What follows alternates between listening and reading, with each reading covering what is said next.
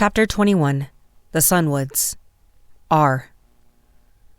Ravemark clenched his fist behind his back, but kept a smile on his face. He would not let his worries show. The servant saluted. "Yes, Councilman. I will find the whereabouts of the commander at once." Ravemark did not turn until he saw the servant disappear down the hallway. He tried to avoid stumbling over his tailored red robe. It was designed to appear regal, with its intricate black edging, but it was not suited for hastening through the expansive ivory hallway of the council halls. He cast furtive glances over his shoulder. As he passed a mirror, he caught a glimpse of his reflection. His white hair, short and meticulously groomed to match his beard, stood out sharply against the opulence surrounding him. The rich red carpets underfoot muted his hurried steps as he made his way to the sanctuary of his private chambers. Once inside, he leaned against the door with the ornately carved raven on it, the elaborate pattern pressing into his back as he caught his breath. Impossible. How did the gate open? His mind raced. His crystal ward had alerted him to the breach, but it came from the human side. The room was a testament to his station, with its sprawling marble floor reflecting the soft light and leading to an open balcony that overlooked the city. Ravemark strode onto the balcony, the folds of his robe catching the breeze as he moved past the tall figure already standing there. Councilmember Ramirez didn't turn to greet him, his long brown hair stirring in the wind, green markings beneath his eyes forming crossed lines that stood stark against his pale, narrow face. He looked as he always did, frail, like a stiff gust might carry him off the edge. If it opened from the human side, it means a Gwelhir keeper and one of our own are working together. There is only one high elf who has crossed the gates in millennia, and you assured me she would be enslaved until our plans were finished," Ramirez said, his fingers tapping the stone railing in a nervous rhythm. Ravemark closed the door behind him with deliberate calm, the soft clink amplifying the silence. He crossed to the far side of the balcony, folding his hands behind his back, and frowned as he gazed down at the streets below. A twinge of sadness tugged at him.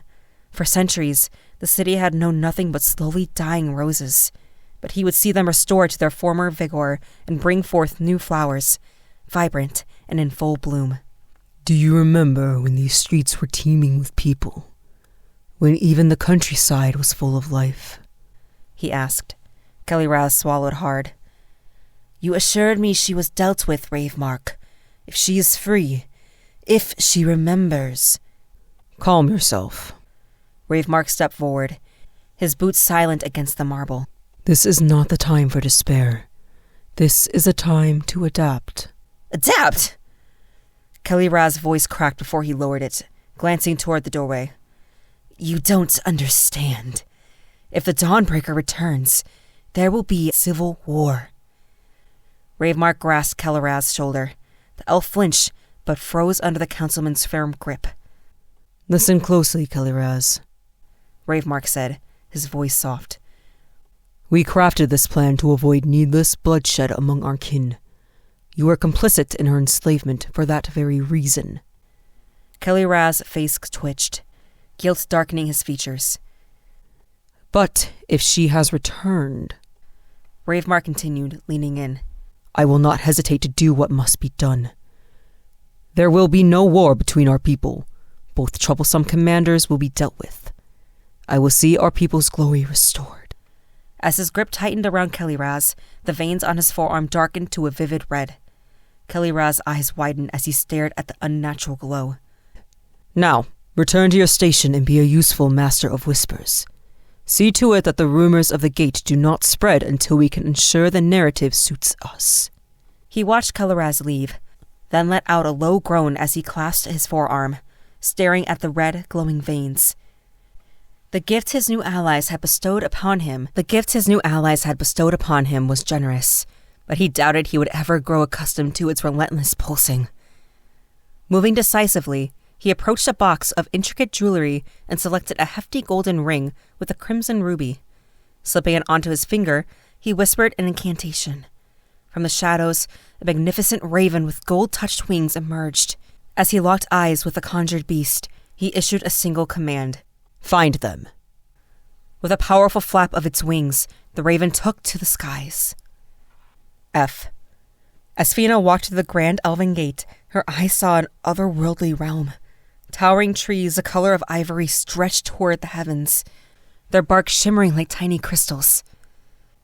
The leaves, in hues of burnished gold and deep red, rustled in the gentle breeze. The road beneath her feet was unlike anything she had ever seen. It wasn't made of stone or gravel, but appeared to be a flat, polished surface that caught and reflected the light in dancing patterns. Lining the path were steel poles, each topped with glass orbs. Lytheria approached one of the poles and placed her hand on it. To Fina's amazement, a faint glow traveled from Lytheria's hand to the orb, causing a soft, ethereal light to bloom within it. Their surroundings slowly brightened as each orb along the path lit up in succession. Fina could only stare. There was no flame. Everywhere she looked, the world was alive. Luminescent flowers bloomed beside the road, releasing a sweet fragrance. The breeze was warm and inviting. Fina stood entranced, spinning around as she took in the sights from every direction. Look at the flowers, Fina! The trees, Haldor! It's just like the stories we tell our children! Nelra said, no less awestruck.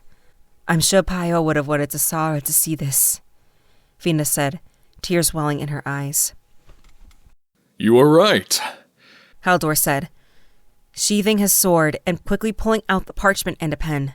I am no artist, but this will have to do. He grunted, scribbling on the paper. Lytheria closed her eyes. A tear traced its path down her cheek. Home, she whispered. Fina watched in silence, her gaze lingering on Lytheria's trembling shoulders and the way her fingers tightened against her side. The moment was shattered as the gates behind them closed with a resonating roar, jolting Fina back to the present. Will we be able to return, Lytheria? Ghalen asked, his eyes fixed on the now sealed gates. You can, Lytheria reassured him. A gatekeeper from this side can unlock the gate, but we have a key warden with us.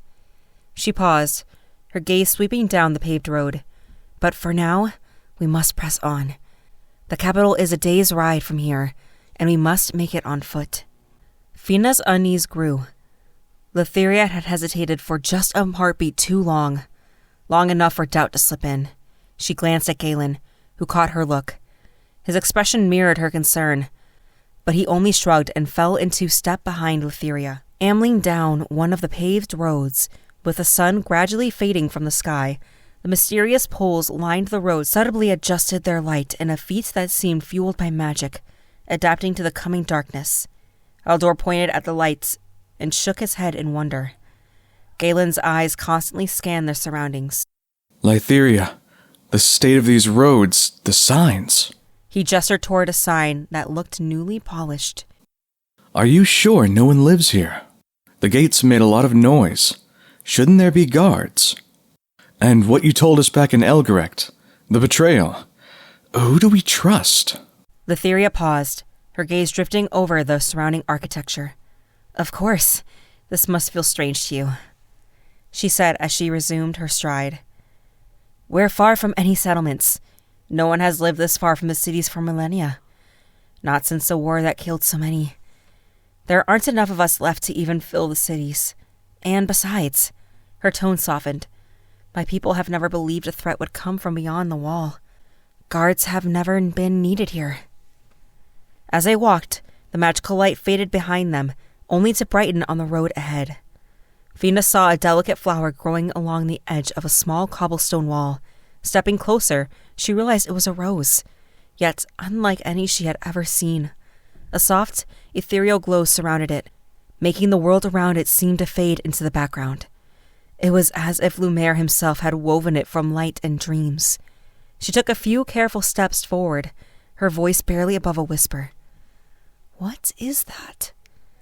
From somewhere unseen, Lytheria's voice drifted toward her. It's a heart rose. Fina's gaze remained fixed on the flower as she reached out, her fingers hovering just above its petals. It's beautiful. Lytheria's tone grew solemn. It is bound to the life of an elf. When the elf dies, so does the rose. Their life force is one. Fina recoiled, yanking her hand back as if the flower might burn her. "Tied to your life? But why is it unguarded? What if someone plucks it?" A gentle hand rested on her shoulder. "It doesn't work like that," Lytheria reassured her.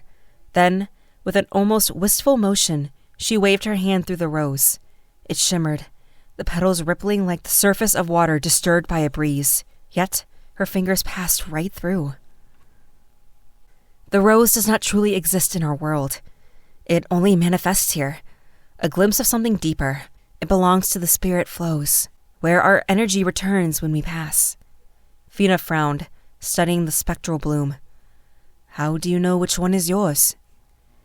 Lytheria turned toward the forest, spreading her arms as if embracing something vast and unseen. "You feel its pull." A wistful sadness laced her words as she continued. "There were once thousands of them, planted across the Sunwoods. Now, they dwindle. Most remain only in the cities." She exhaled, as if carrying the weight of history in her breath. After two elves create life, they combine a fragment of their own essence to form the rose seed for their child. It is then planted in a place of deep significance, somewhere that represents their hopes, their dreams for what their child might become. Fina looked back at the glowing rose beside the road, a deep reverence settling over her. This place had meant something to two beings of legend, their love and aspirations rooted in the earth itself. And now, she was here, standing in the presence of a story far older than her own. Lytheria stopped beside a gravel path, staring for some time. "This should be a good place for us to rest for the night," she said as she set off down the road. The others followed her, and a small house appeared in the distance. It resembled a stone cabin, yet its walls were not rugged like the stone houses in Hyphara. They were smooth. Haldor could not resist touching the walls as Lytheria opened the door. Perfectly smooth, yet rock hard. Curious, he said. Inside, the room was comfortably furnished. A table, some chairs, and 6 beds lined the wall. "These are way stations for travelers," Lytheria explained. "They're placed between cities and villages to ease the burdens of a long journey." R. Ravemark departed from the Court of the Sun after the servant returned with the location of Commander Elion. His shoulders relaxed as the massive doors closed behind him. He paused at the top of the grand staircase, breathing in the evening air as he gazed across the capital. From this vantage, the city unfurled before him like a living tapestry. The court's plaza stretched below, its polished stones gleaming with a multitude of colors, reflecting the enchanted canopies of violet gold light. A group of diplomats noticed him and offered respectful bows, which Ravemark acknowledged with a measured nod before descending the stairs. They called him Protector, but how long before they called him Butcher? Every avenue, every spire, every flicker of enchanted lamplight was something he had bled to protect, and would again, if necessary. Even now, the weight of what must come pressed like a hand clasping around his heart. His boot heels clicked rhythmically against the pavement as he followed the route toward the eastern gardens where Elion supposedly was. The path was etched into his memory. More than 1,000 years in office would do that. And still, he never grew weary of the city's beauty. He passed the memorial fountain, where water arched in calculated perfection, droplets shimmering with faint blue luminescence as they caught the light. It had been dedicated after the cleansing of Erdenia. Hundreds of thousands of lives to preserve peace. A necessary loss, they had said. He had said. And yet, for this change he had to fight tooth and nail for centuries. "Good evening, councilman," called a merchant, setting up her evening display of vials beneath one of the ivory trees that lined the avenue. The tree's golden leaves rustled, seeming to whisper as he walked beneath her canopy. "Mistress Elena," Ravemark replied with a slight bow. "Your son's admission to the academy was well deserved." Her face lit up with pride, just as he expected. Ravemark offered a cordial smile, though his thoughts were already elsewhere. He barely remembered the boy's name. Some middling apprentice. But Elenia supplied rare goods to his vineyard, and her cousin sat on the city treasury board, worth keeping in good humor. He continued on his way, sidestepping an enchanted broom that swept industriously across his path. The circular garden approached on his left, where carefully tended flowers were beginning their evening unfurling, their pearly petals gradually revealing centers that would soon glow with their own inner light. A couple strolling arm in arm stepped aside, offering deferential nods as they recognized his crimson and black robes of office. They looked happy, peaceful. Was that not worth anything? As he rounded the corner toward the People's Exchange, the avenue widened. The tranquility of the administration district gave way to controlled bustle. Merchants from across the realm arranged their wares in elegant displays beneath slender pavilions of pale gold filigree. The crowd parted for him, not with the awkward scrambling that might greet a feared tyrant, but with the smooth, practiced deference accorded to respected authority. A few merchants called greetings, which he returned with the careful balance of warmth and dignity he had perfected over his years in office. Crossing the canal, he paused at its center. The water below was smooth, almost impossibly so. It reflected not just light, but ideals, sacrifice, unity. Beneath its surface, secrets swam like shadows. He tightened his grip on the railing, jaw set. Lytheria would never understand. Her righteousness was pure, blinding in its clarity, but purity had always been a brittle thing. And when shattered, when ideals failed, it was a city that bled, not the idealist. From this bridge, the city revealed its quiet genius, spires climbing in harmony with the hills, towers draped in violet bloom. He loved the city as a father loves a child, understanding that he would kill for it or die. A clock tower chimed the hour, the sound a harmonization that resonated through the city. As Ravemark descended the steps on the far side of the bridge, he spotted a soldier waiting at the entrance to the gardens. His thoughts returned to the matter at hand. He knew where Commander Elion's loyalty would lie if Lytheria had truly returned. It was a sad truth, but one he had already accepted. If she was alive, both commanders would have to die, Lytheria and her successor. Fortunately, Elion had not inherited Lytheria's seat on the council, as she would need to be officially confirmed dead for it to be passed on. This made him far easier to manipulate. Without a seat, he had access to far less information. The guard saluted as Ravemark approached. He gave a curt nod in response. "Is Commander Elion in the gardens?" "Yes, council member," the soldier replied. "Step aside. I wish to speak with him." The guard obeyed, standing rigid like a statue. Ravemark never liked soldiers. They were always too strict, their morals too black and white to allow for any real progress. It was, in fact, the very reason they were in this situation. If Lytheria had been more reasonable, none of this would have been necessary. He stepped into the rose garden, where the heart roses bloomed in abundance. At the center of the garden, he saw Elion kneeling before one rose in particular, a dying one. One that Ravemark had played a part in withering. He cleared his throat. Elion turned, his long blonde hair swaying with motion. Elion touched his fingers to his chest in the customary bow. Ravemark inclined his head slightly in return, noting the rigidity in the younger man's posture. Ever the loyal soldier. "Commander Elion," Ravemark said, greeting him with a sober nod. "Apologies for the abrupt interruption." He gestured toward a nearby bench. Elion sat without protest, though Ravemark noted the faint tension in the man's shoulders. Not alarm, just the kind of alertness any good commander should have. "We've received troubling news," Ravemark began, his voice measured. "A breach has been reported at the Ruby Gate." Elion's posture sharpened. "That's highly unusual." He lowered his voice, as if burdened. "Are we certain?" "There are conflicting reports," Ravemark allowed, "but the council cannot afford to dismiss them. And," he lowered his voice, as if burdened, "there are whispers, treacherous elements, elves and humans, working together, possibly coordinated." Elion blinked, just once, and looked away as if trying to process. "There must be a mistake," he said, keeping his tone even. "No one has breached that gate in decades." "Indeed, but rumor alone is enough to stir unrest." Ravemark let his hand rest against the ruby in his ring. "We need answers quickly and quietly. I would like you to lead the investigation." Elion hesitated. Of course, though I prefer time to consult with my captains. There isn't time, Ravemark replied gently. I'll assign a detachment from the council guard to assist. You'll depart within the hour. Take only those you trust implicitly. A flicker passed over Elion's face. Not distrust yet, but consideration, weighing, calculating. A council detachment, he repeated. I see. You'll need protection, Ravemark said, tone even. If these whispers hold any truth, you'll be heading into danger, and I want guards that can be trusted.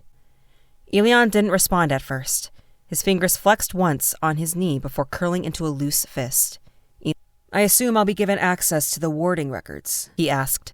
If I encounter anyone unauthorized, am I to detain them? Ravemark inclined his head. You may question anyone you find, of course. But if there has been a true breach, they must be brought to me directly. The gate's enchantments are ancient. Only I can trace the exact nature of the intrusion, and only I can ensure that whatever force was used doesn't spread. He let the statement hang for a moment, not as a threat, but as a quiet assertion of responsibility. Then, with just a hint of softness, do we understand each other? A long silence followed. Ravemark watched the gears turn behind Elion's eyes. Ever the soldier, weighing honor against instinct.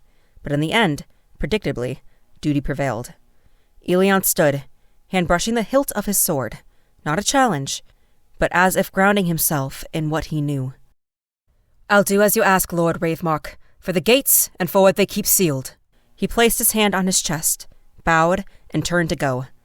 Ravemark watched him leave in silence, the faintest curl of satisfaction tugging at the corner of his mouth.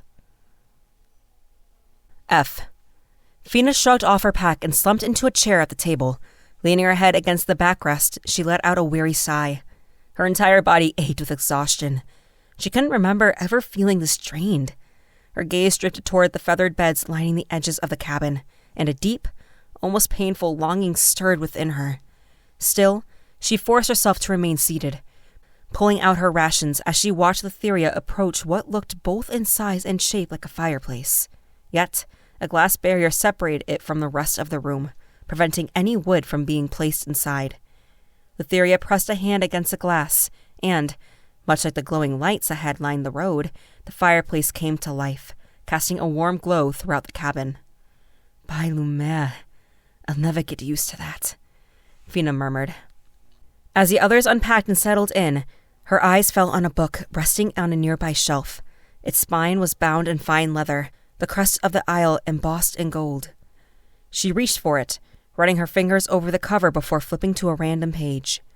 There, nestled between the lines of text, was a flower seed. The longer she stared at it, the more the page seemed to come alive. Suddenly, the trees surrounding the seed swayed as if caught in a gentle breeze. Then, the flower began to bloom, its petals unfurling gradually until it stood in full blossom before her eyes. She was entranced. The rustling leaves, the whisper of the wind, the soft hum of nature. She could hear them all as if the book were alive. Heart pounding, she turned to another page. This time, an inked illustration of a lion cub lay curled in the corner of the parchment. As she watched, the tiny creature stirred, its limbs stretched, muscles forming beneath its coat as if it grew before her eyes. Paws broadening, mane thickening, eyes sharpening with an untamed glint. The cub became a beast, a full-grown lion standing tall and regal on the page. Then it roared. The sound crashed over her like a thunderclap, reverberating through her bones.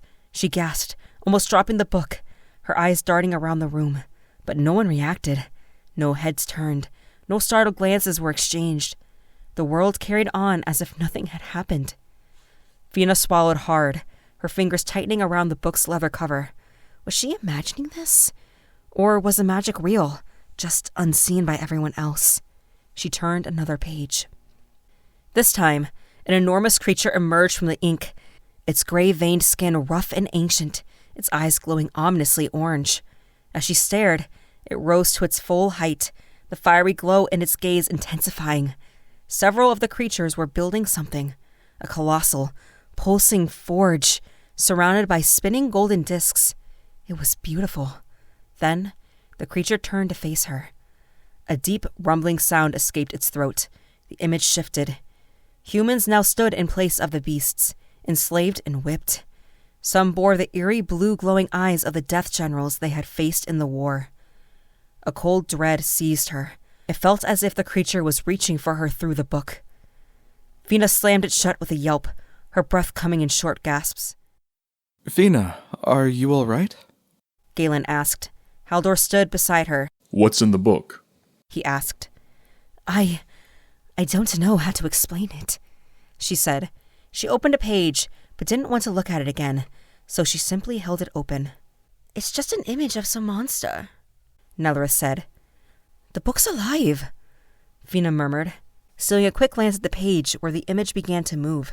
The others collectively gasped.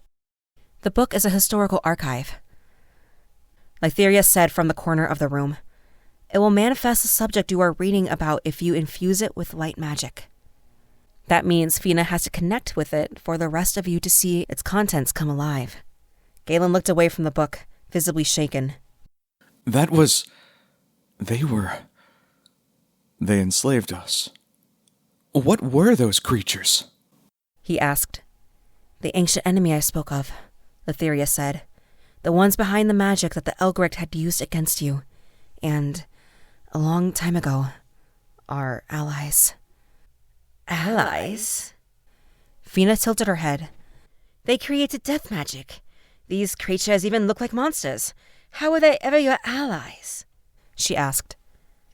They are builders first and foremost, Lytheria began.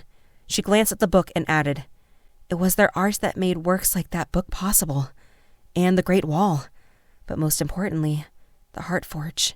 Magical construction. Any life created in its light had its life extended. Elf or Darkmoon. For generations, our lines grew older and more powerful. Had their lives extended? Narrated asked. So you're not immortal? Fina asked. No.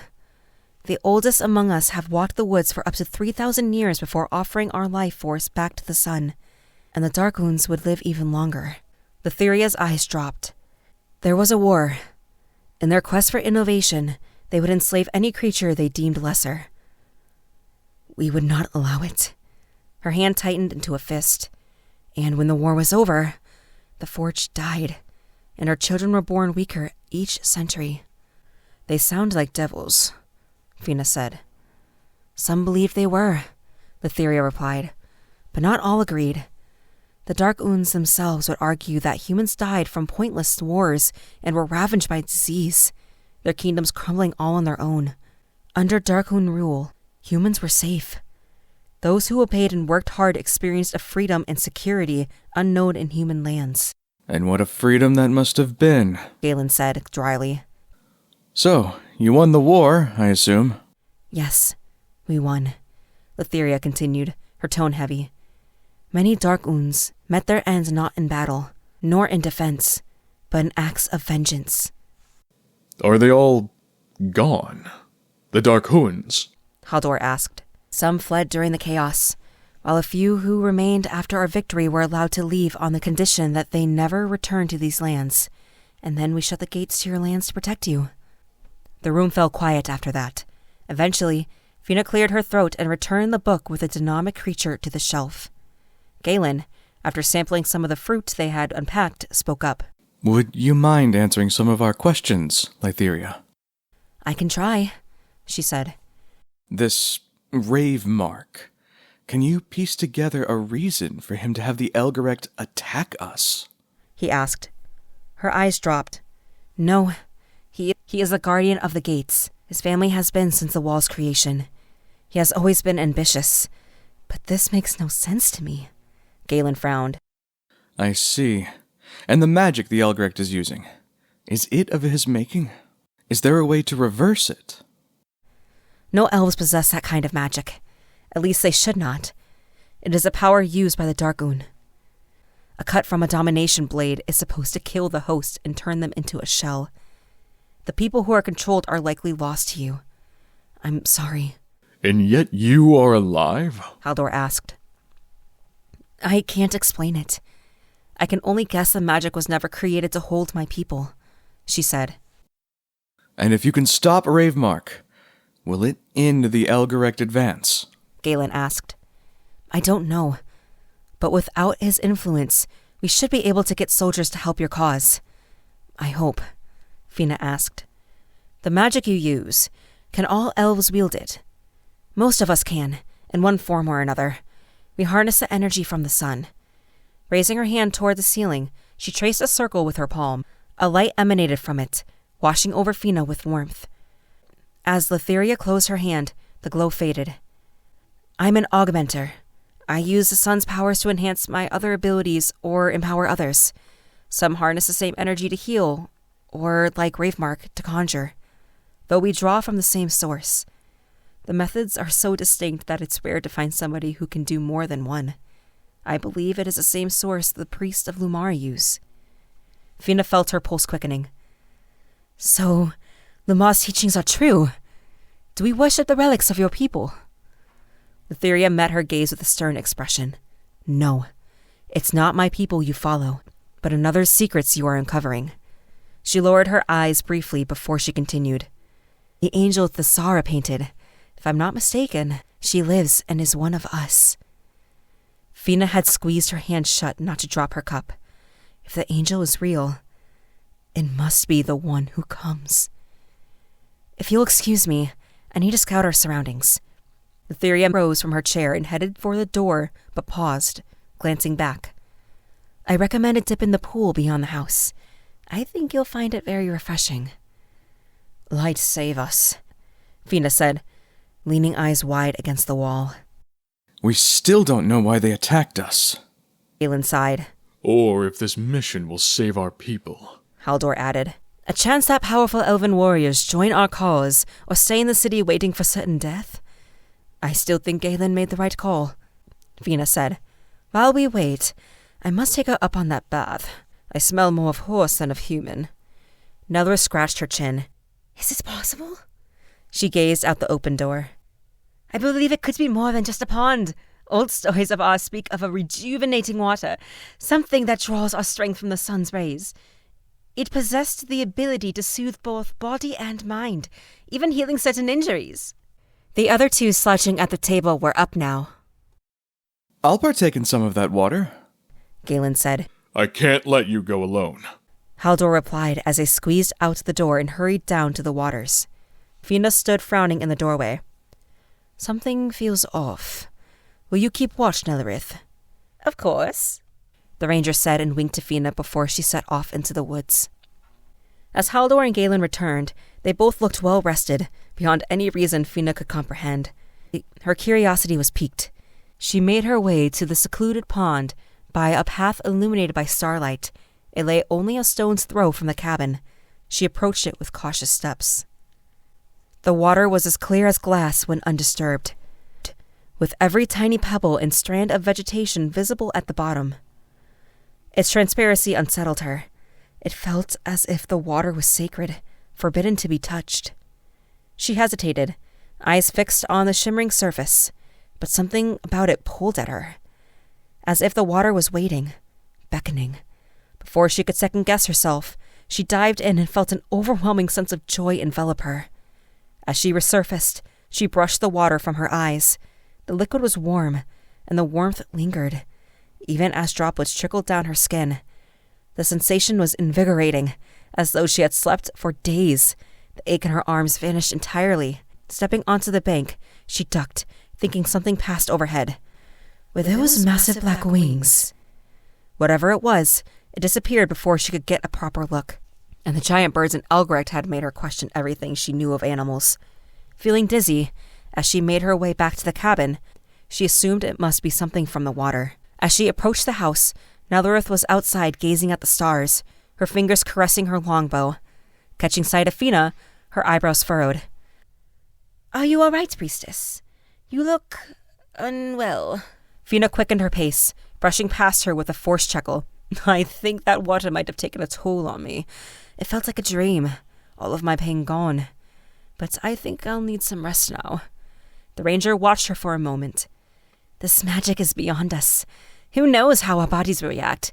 Sleep well, she called after her. Haldor and Ghalen were already deep in slumber. Having already been healed from the waters, Lytheria was back, bathed in the glow from the magical brazier, barely moving, but a subtle shift in her eyes betrayed her awareness of Fina's. The elf, lost in thought, spoke in hushed tones to avoid waking the others. How was the water? It contains a touch of the sun's warmth, and it has some power to heal. Fina tensed. Yes, it was unusual, but right now I really need some sleep. Today has been overwhelming. As she settled down, facing away from the room, Lytheria's voice reached her once more. Sleep well. You will be safe here. The moment she closed her eyes, she emerged from the water once again. She looked around frantically. What's in the light? She slapped her own cheek. Was this some twisted side effect of the waters? She moved to leave the pool once more when a large shadow darkened the water's surface. Fina's gaze snapped upward to see an imposing bird perched on a nearby branch. It resembled a raven, but its feathers were as black as obsidian, streaked with shimmering gold. A deep-rooted terror seized her, and her throat constricted. An instinctual scream caught midway. I have borrowed your voice for a while. I prefer not to be interrupted, child. The bird's voice resonated, deep and melodic, as if the air itself had spoken. To Fina's horror, she could not speak. Her eyes widened as they darted toward the surrounding stones and trees, seeking an escape. The bird's mesmerizing gaze held her captive. A torrent of thoughts crashing through her mind, chief among them. Is that bird talking to me? Am I going crazy? The bird tilted its head, golden feathers catching the light. You travel these lands with a woman cloaked in danger. Tell me, child, do you truly know her? The bird glanced around. She is an oath-breaker, a deceiver. I know you as a child of the light. Do right by Lumar and help me put an end to her hearsay. Its gaze pinned her, intense and probing. Aid me, and I will bring you to the heavens. You will find the source of your light and salvation. The angels are waiting for you, Finavera. Her voice had returned, and she exhaled in relief. Lytheria is my friend. Would Lumar ask me to betray her? The bird's eyes narrowed.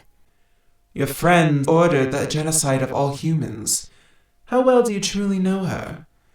Fina stared blankly at the bird as it continued. I ask only for information. How did you cross the Red Gate? Can the deceiver wield the light? Fina's pulse quickened, and before she could stop herself, she blurted out, We have a keeper of the keys from Gwell here with us, and she can use the light again, but I don't know how much. She felt nauseous the moment the words left her mouth. A tremor ran through her as guilt washed over her. You did well, child. Keep this crystal with you, and I will be able to protect you. The bird vanished as though it were ash caught in the wind. Its mesmerizing hold on Fina released. She crumbled to her knees at the pond's edge, gasping for air, her thoughts swirling. What the hell was that? She tried to rise on unsteady legs and noticed a red, gleaming crystal in the grass. She clutched it in her fist and closed her eyes, feeling a tear stream down her cheek. Something coarse blew across her face, and as she opened her eyes, she was standing in the Elgrick arena, watching Pyre sprint toward the bear at the edge of the pit. She reached out for him. Pyre, no! She woke, sweat dripping down her face. Disoriented, she looked around, trying to get her bearings. She was in the cabin bed. Was it all just a dream? She sat up, and the bed creaked beneath her, prompting her to glance around the room. Everyone was asleep, but Lytheria was nowhere to be seen. Something glinted in the moonlight's reflection, a small red ruby resting in her bed. She snatched it up quickly and held it close. Her heart pounding, she slipped from the bed, dagger clutched in one clammy hand, the crystal in the other. Creeping to the door, she peeked through a crack. There, bathed in silvery light, Lytheria paced, restless. But it wasn't Lytheria's usual commanding voice that filled the night. It was softer, laced with doubt, the voice of the friend Fina had once known. Lily? Fear knotted Fina's stomach, but her curiosity burned stronger. Only fragments of the whisper reached her ears. You must be Lytheria Dawnbreaker. You can do this. Fina eventually lay back down, her fingers still curled around the dagger's hilt. This crystal better protect me. Sleep claimed her once more.